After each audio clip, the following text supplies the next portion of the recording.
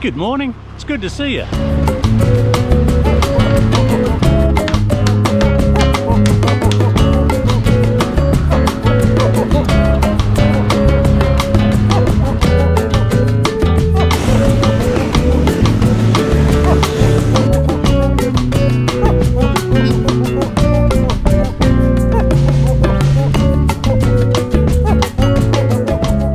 So I leave Kuta tomorrow morning. I've hired a car and a driver to take me to the harbour and a ferry back. There's no shuttle bus. There's not too many people are taking the ferry back that way. They normally go up to Sengigi and across to the Gillies and get a fast boat. So I thought today I'd offer my opinions on Kuta as I'm leaving. I'll just do a simple walk through the town and give you my thoughts. So who would come to Kuta Lombok in the south? I guess if you're a surfer, you can't go wrong. The amount of breaks around here are incredible. There's left and right handers, there's point breaks, there's sandbars, and the town is pretty much set up for surfing. There's innumerable boats everywhere that you can rent for to take you out to the breaks. There's guides, there's surf schools, there's hire shops, there's everything you need if you're a surfer will be accommodated for, as well as cheap accommodation and cheap food. Another person that might want to come to Kuta Lombok is somebody who likes beaches. The beaches here, as far as I'm concerned, are some of the best in Southeast Asia. The beaches I showed you in this series from Kuta were the main sort of touristy beaches, but there's a plethora of other beaches that are available for people when if you're looking for that type of thing. And the thing I really enjoy about the beaches here, apart from the sand and the relatively clean water away from the villages, is the dramatic coastlines, these knobs and knolls, and the way the headlands sort of plunge into the water. The whole coast is just a series of bays and headlands, and if you hire a scooter and head out, it's head out for a day or two. It's just wonderful riding. The beaches themselves are spectacular as far as I'm concerned. So yeah, if you're into beaches, that'd be another person that would come and enjoy Kuta.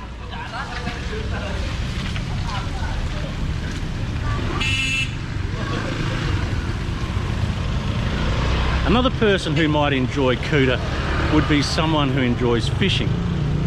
I'm surprised there isn't more to support the industry, because it doesn't matter what day I go out, there's just fish everywhere. The fishermen are bringing in fish.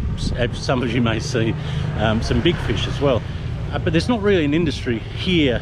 There are boats available to take you fishing, but there's not really, well, maybe I'm wrong, but I get the sense there's not really a specialised industry here yet.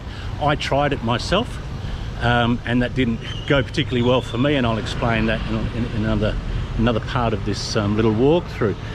The fishermen would absolutely love it here. Even hand lining out the side of a boat, there's lots to be had.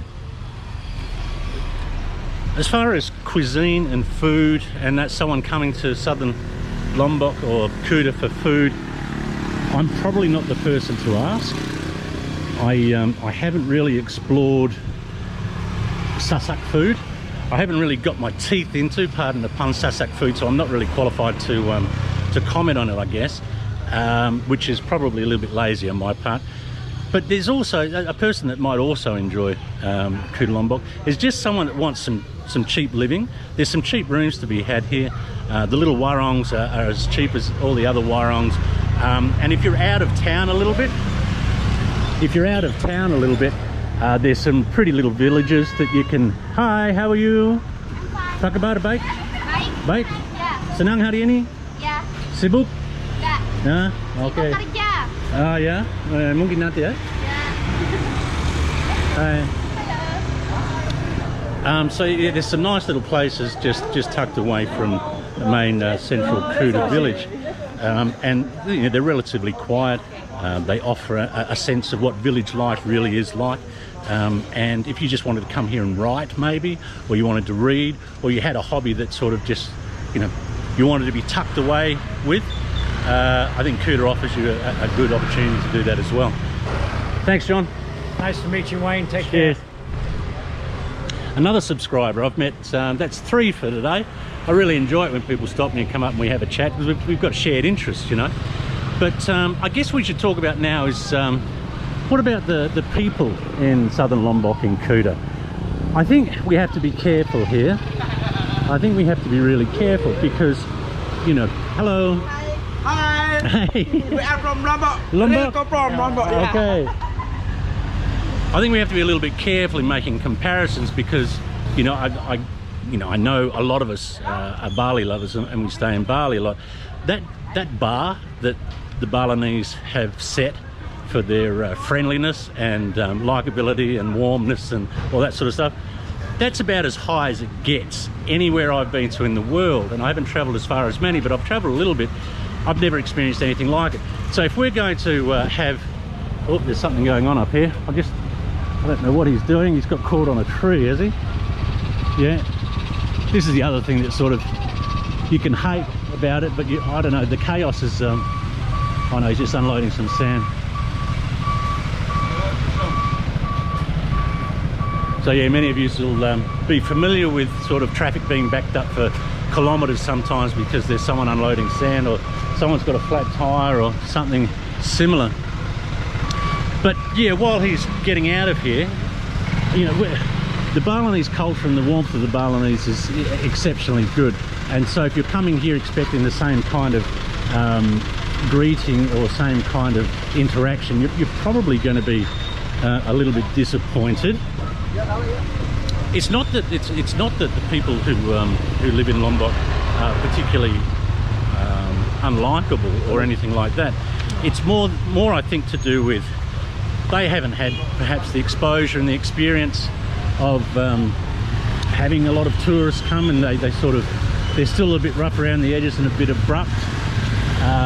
They can, you know, it has got a history, unfortunately, of some instances in relation to tourists and travellers that are really, quite nasty.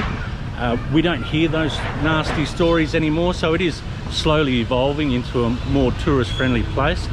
To give you an example of the types of things that you're having to deal with, as many of you know, I had a boat here when I used to live here in 2010, and I was in business with a local fella, and I sort of financed it all, and he ran it. So we went down to the local banjo, or the local chief at the village, and said, look, we want to moor our boat here. Can we do that, and we'll pay you a fee each month? And he was very, very happy with that, and he assured us that it'd be fine, it'd be safe. And basically what I'd do is I'd go out. I used to go out a little bit more in the evenings. I'd go out to the bars, just playing guitar and jamming, and you know, I'd meet people. I'd say, if you want to go camping or fishing, I thought there was a market here for a professional fishing tour operator in a small boat.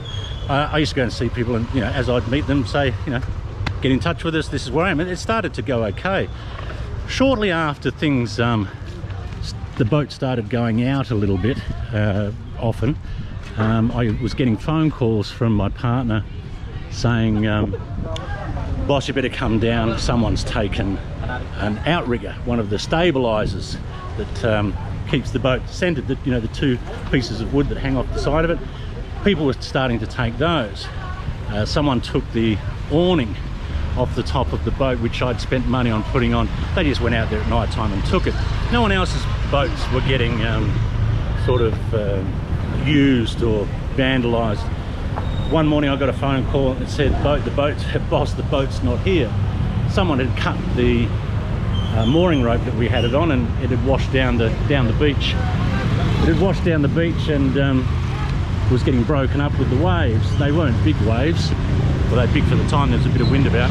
But so the message was being sent, essentially, that we don't like what you're doing, because I guess we were doing it relatively successfully, and it didn't take them long to work out that I was perhaps involved, and that Western involvement wasn't welcome. There's other stories too that are quite nasty, a lot more nasty than that. The reality is, if you're coming here expecting the same warmth and welcome. If you're coming expecting the same warmth and welcome as you find in Bali, you won't get it, unfortunately. That's just the way it is. It's changing slowly, but you know, I had an argument with the guy that parked my bike today because he wanted me to keep my bike unlocked, and I don't keep my bike unlocked for anyone. You know, the bike stays locked, and he wouldn't let me keep it there if I was going to not unlock it. And I said, look, you know, just tell me where's the best place for it now, and I'll come back in half an hour every hour, right, and I'll move it for you if you need it. And there's no real need for it to be moved, you know. And he wasn't having any of it, and it took someone else to come over who one of the ladies in the Warong where I spent some time, she came over and spoke to him, and he begrudgingly let me keep it there unlocked. But it wasn't an interaction or a negotiation that was done with a great deal of respect, and I think this is where the Balinese surpass many.